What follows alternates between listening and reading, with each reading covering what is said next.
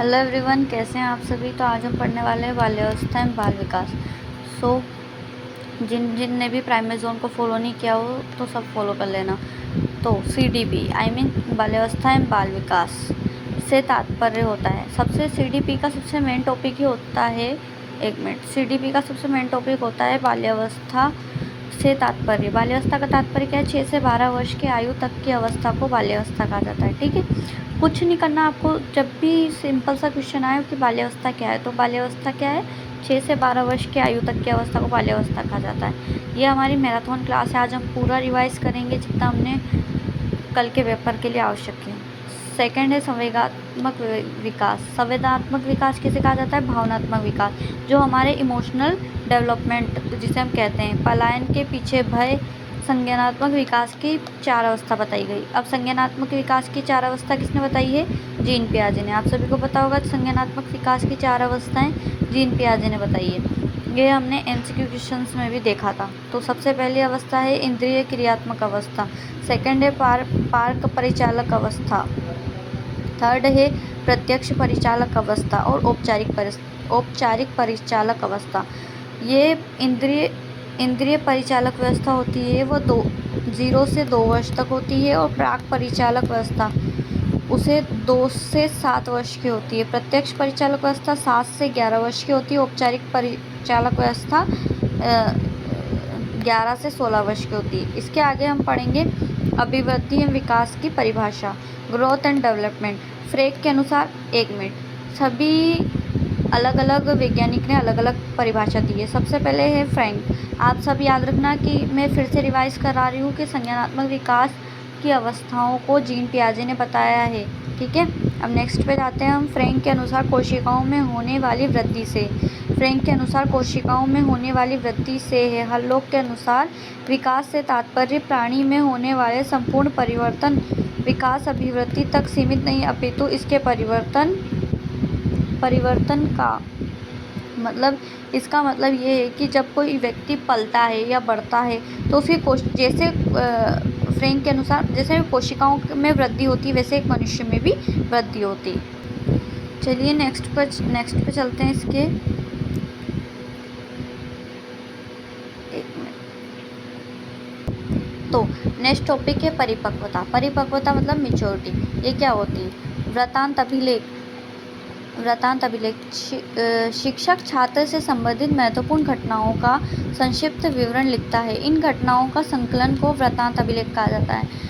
Normal सी भाषा में यदि हम समझें कि जो भी मतलब एक छात्र होता है तो उसकी सभी घटनाओं का जो वर्णन करता है, घटनाओं का संक्षिप्त वर्णन जो एक टीचर लिखता है उसे कहा जाता है वृत्तांत अभिलेख। यह व्यवहार और अंकित को सभी सरल ढंग से करता है। मतलब वहाँ उस छात्र का व्यवहार कैसा है, वो कैसा है, वो उसका खान पान कैसा है, तो इस बारे में शिक्षक वृत्तांत अभिलेख में घटनावृत्त प्रपत्र कहते हैं। इसे घटनावृत्त प्रपत्र भी कहा जाता है। वृत्तांत अभिलेख या घटनावृत्त प्रपत्र भी कहा जाता है। सेकंड है किशोरावस्था अर्थ एडोलसेंस। यह एडोलसेंस लैटिन भाषा के शब्द एडोलिसन से बना हुआ है जिसका अर्थ है परिपक्वता की ओर अग्रसर होना। बाल्यावस्था व प्रौढ़ावस्था के बीच की अवधि को किशोरावस्था कहलाती है। किशोरावस्था की नॉर्मल डेफिनेशन क्या है?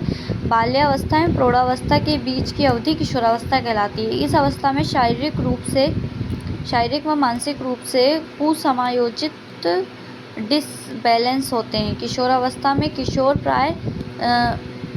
प्राय संवेगात्मक जीवन व्यतीत करते हैं। समावेशी शिक्षा का महत्व।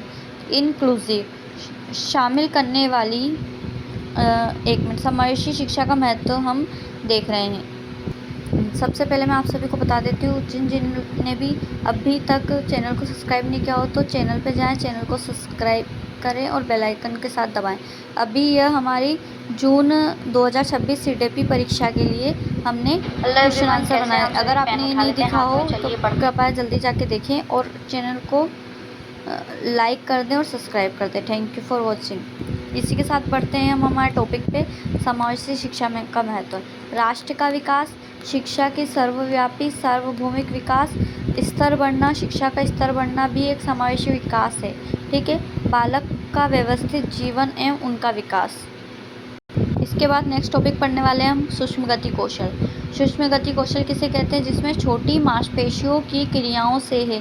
यह छोटी मांसपेशियों की क्रियाओं से जो शरीर के विभिन्न अंगों में होती है। 5 से 6 वर्ष के बच्चे सरल एवं छोटी मांसपेशियों की क्रियाएं करते हैं, जिनके अंतर्गत वे हाथ, कलाई, उंगली एवं पैर, होंठ, जीभ आदि होते हैं। सूक्ष्म गति कौशल की विशेषता कौन सी होती है? यह कम समय में अधिक गुणवत्ता प्रदान करने का व्यवहार की प्रकृति है और इसके अंतर्गत उचित तात्कालीन प्रतिपुष्टि की व्यवस्था की जाती है। अब हम देखेंगे स्थूल कौशल की विशेषताएं। ये हमने देखी थी स्थूल गति कौशल की विशेषताएं। अब ये हमने स्थूल गति कौशल की विशेषताएं देखी है। इसके बाद हम नेक्स्ट पे जाएंगे। यह कम समय में अधिक गुणवत्ता प्रदान करने की व्यवहार करती है।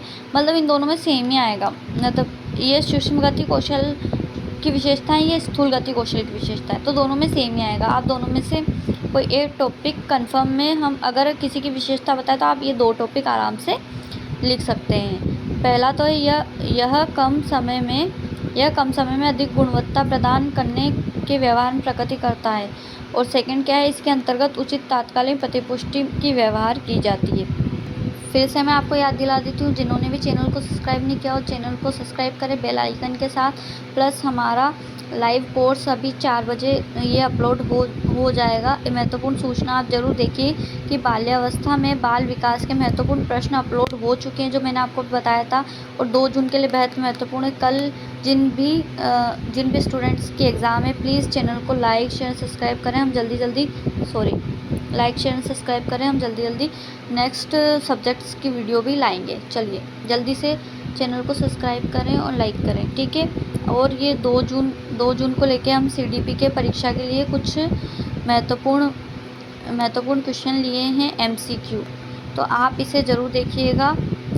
हेलो एवरीवन, कैसे हैं आप सभी? पेन उठा लेते हैं हाथ में। चलिए लाइक कर दीजिएगा और आज हम बात करने वाले हैं सब्सक्राइब कर दीजिएगा। ओके, हेलो एवरीवन, कैसे? अब हम नेक्स्ट पढ़ लेते हैं गामक विकास की विशेषताएं। गामक विकास की क्या विशेषता होती है? पहला, निश्चित क्रम एवं क्रमबद्धता। सेकंड, सामान्य एवं विशिष्ट क्रिया। बच्चों को सबसे पहले सामान्य क्रिया करता है। एक सामान्य मनुष्य होता है, वो सबसे पहले सामान्य क्रिया करता है। बड़े अंगों से बड़े अंगों की ओर, मतलब बड़े अंगों से छोटे अंगों की ओर प्रवर्तित करता है। व्यक्तिगत भिन्नता हर मनुष्य में पाई जाती है। इसी के साथ नेक्स्ट में बढ़ते हैं हम आगे। अब से ये है क्रियात्मक विकास की। जेम्स ड्रेवल 1919 में लिखा है कि इसका संबंध उस संरचना और कार्यों से है जो मांसपेशियों की क्रियाओं से संबंधित है। इसका संबंध जीव के उस अनुक्रिया से है जो किसी की परिस्थिति एवं विशेष के प्रति क्रिया करता है। हल्लोक जी का नाम हल्लोक और जेम्स वर्ड्स और एक मैंने बताया था फ्रेक, इन तीनों के नाम मेन मतलब जो इनके वैज्ञानिक है उनके नाम में आता है। हल्लोक जी ने क्या कहा है कि नाड़ी के केंद्रों एवं नाड़ियों और मांसपेशियों के संबंधित क्रियाओं के शारीरिक गति नियंत्रण के विकास को ही क्रियात्मक विकास कहा जाता है। हल्लोक जी ने क्रियात्मक विकास की अलग परिभाषा दी है और जेम्स ड्रेवर ने अलग दी है। अब देखते हैं हम संवेग। पहले हमने देखा था संवेगात्मक विकास की थ्योरी किसने दी थी? तो वो दी थी जेम्स वोल्ड ने आई थी, जीन पियाजे ने। आप सभी को पता होगा संवेग का अर्थ होता है व्यक्ति को उत्तेजित अवस्था से है, यह व्यक्ति के भाव को प्रदर्शित करता है। संवेग का मतलब होता है इमोशनल, मतलब जब बच्चा बड़ा होता है तो वो कैसी इमोशनल अत्याचार करता है, सभी को पता है। किशोरावस्था में संवेगात्मक विकास के कौन कौन से 2 परिवर्तन दिखाई पड़ते हैं, देख लेते हैं। जिज्ञासा प्रवृत्ति की वृद्धि, काल्पनिक और भावुकता का पूर्व विकास, स्वाभाविकता की भावना और विद्रोह की भावना, प्रतियोगिता भावना का विकास, संवेगात्मक तनाव में वृद्धि और क्रियात्मक और क्रीड़ा में वृद्धि। चलिए इसका नेक्स्ट पार्ट देख लेते हैं। नेक्स्ट हम पढ़ने वाले किशोरावस्था। चलिए, जिन भी बच्चों को MP DLED की पूरी तैयारी करनी है, सभी चैनल को सब्सक्राइब करें और सभी देखिए हमने सभी चैनलों की प्लेलिस्ट भी बनाई हुई है और सभी चैनल सभी सब्जेक्ट के चैनल पर अपलोड कर दिए। आप जाके विजिट करें और ये 2 जून के एग्ज़ाम के लिए बहुत हेलो एवरीवन, इंपॉर्टेंट कैसे हैं आप सभी पेन एमसीक्यू क्वेश्चन है, तो आप सभी जाके like share and comment and subscribe करें। Thank you for watching. चलिए नेक्स्ट क्वेश्चन पे जाते हैं। हमारे